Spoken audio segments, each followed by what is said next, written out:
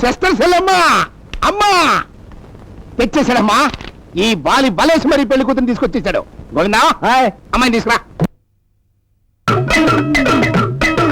Number 1 తెంగరి, శుద్ధ ముద్దాతి ముద్దు. ఎంతకంటే తెంగర బుచ్చి ఓన్ ఇండియాలో దొరకదు. బాయ్ మా సిస్టరా.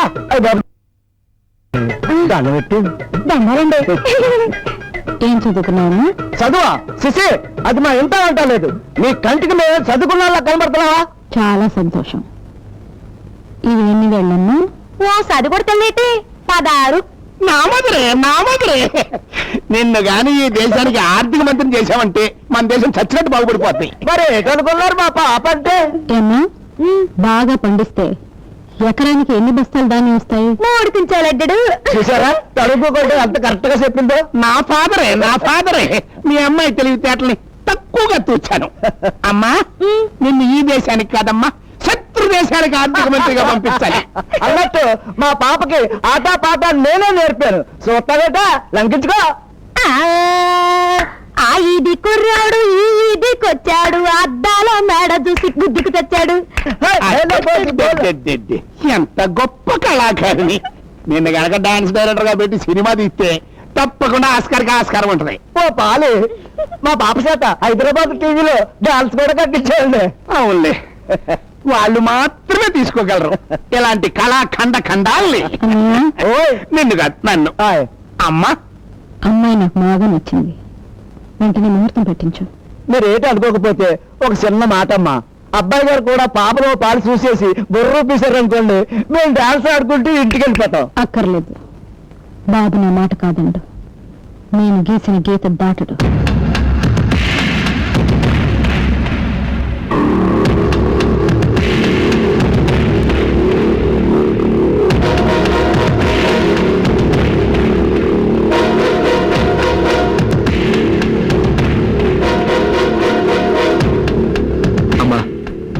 కాడులు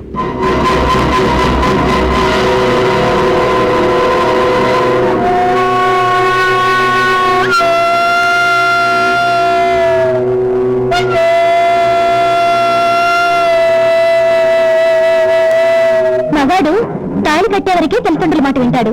శోభనమైతే పెళ్ళాం చుట్టూ తిరుగుతాడు, దాని మాట వింటాడు. అలా తప్పని పరిస్థితిలో తాళి కట్టాల్సి వచ్చింది. నీకు చెప్పకుండా పెళ్లి చేసుకున్నాను కోపంగా ఉన్నామా? నా కొడుకు ఇంత గొప్ప పని చేసినందుకు గర్వపడుతున్నాను, ఎంతో ఆనందిస్తున్నాను. చూసా మా అమ్మ ఎంత మంచిదో. నేను చెప్పాను మా అమ్మ కాపు రాదని. పిల్ల పాపంతో కలకాలం వర్తిల్లండి. లేవండి, అమ్మాయిని లోపలికి తీసుకోండి బాబు. వెళ్ళమ్మా.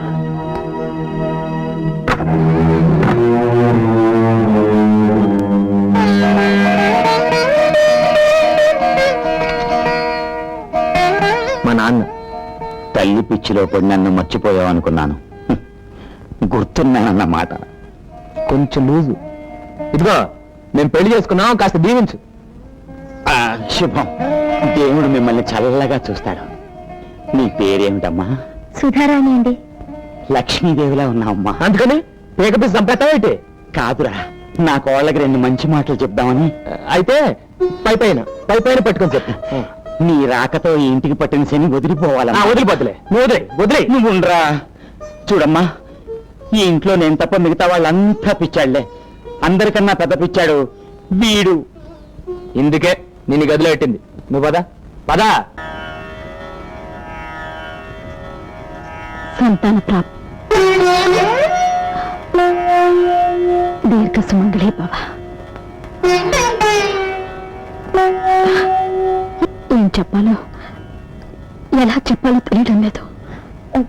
మీ అబ్బాయి పెళ్లి మీ కళ్ళ ముందు జరగలేదని బాధపడుతున్నారు అత్తయ్య. జరిగిపోయిన పెళ్లి గురించి బాధపడ్డం లేదమ్మా, జరగబోయే శోభనం గురించే భయపడుతున్నాను. ఏమిటత్తయ్య మీరనేది? 27 ఏళ్ళు వచ్చినా దొరబాబుకి పెళ్ళెందుకు చేయలేదో తెలుసమ్మా. వాడి జాతకంలో దోషం ఉంది. 28 ఏళ్ల వరకు వాడు కాపురం చేయకూడదు. అలా చేస్తే ప్రాణగండం అని జ్యోతిష్కులు చెప్పారు. ఎంత కొడుకైనా వయసు వచ్చిన కురాడు కదా, ఈ విషయం వాడితో చెప్పలేకపోయాను.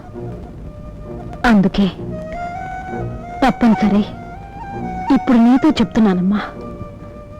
ఇంకా 1 సంవత్సరం వరకు నువ్వేం చేస్తావో, ఎలా ఆపుతావో వాడి ప్రాణాలు నీ చేతుల్లో ఉన్నాయమ్మా. నా తాళి బట్టి నేను కాపాడుకుంటానత్తయ్య. కడువు తీరే వరకు ఆయన దూరంగానే ఉంచుతాను. కానీ వాడు మగవాడమ్మా. నేను ఆడదానత్తయ్య. ఈ విషయం నాలోనే దాచుకుంటాను. మీరు నిశ్చింతగా ఉండండి. ఏమిటోనమ్మా, పగవాళ్ళకు కూడా రాకూడని కష్టం నీకొచ్చింది. ఈ విషయంలో మాత్రం మీ ఇద్దరి మధ్య అపార్థాలు రాకుండా చూసుకో తల్లి.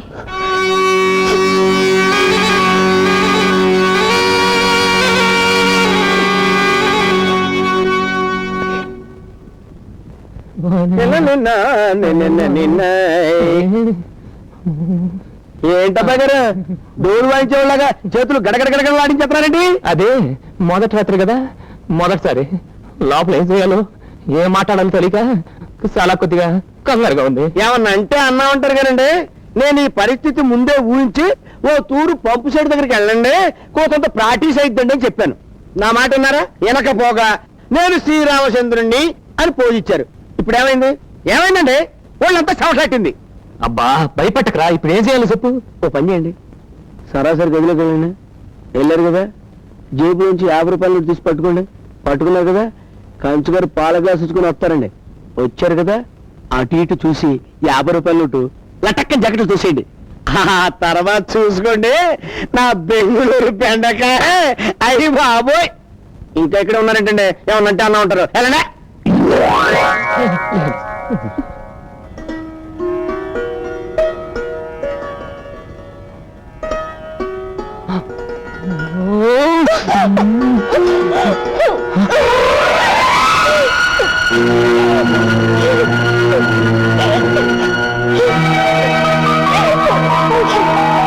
ముద్దు ముచ్చట తెలియని నీలాంటి పల్లెటూరు మధ్యలో ఎవత చేసుకుంటుందో గాని చస్తే కాపురం చేయదు.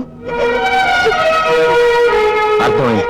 ఆ రోజు నా చేత తాళి కట్టించుకుంది నలుగురిలో అల్లరి పాల్పడకూడదని, నీ నాన్న పరువు పోకూడదనే గాని నన్ను ఇష్టపడి మాత్రం కాదు. చదువు సంధ్య లేని పల్లెటూరు బయటనేగా నేను నీకు మొగుడుగా పనికిరాంది. సస్తాన్ని నేడిస్తే జాలిపడి తాళి కట్టానే గాని ముట్టుకోవద్దని ఏడిస్తే ముట్టుకునేంత మూర్ఖుని కాను.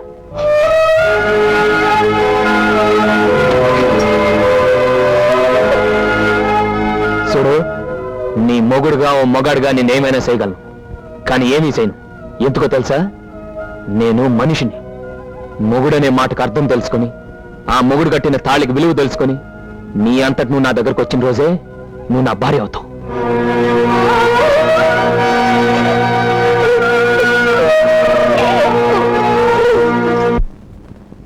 గౌరీ, ఎవరికిది? పెద్దయ్య గారికమ్మా. మావయ్య గారికి ఇలాంటి భోజనమా? అత్తయ్య గారిని చూసిందంటే ఈ ఉద్యోగం ఊడుతుంది.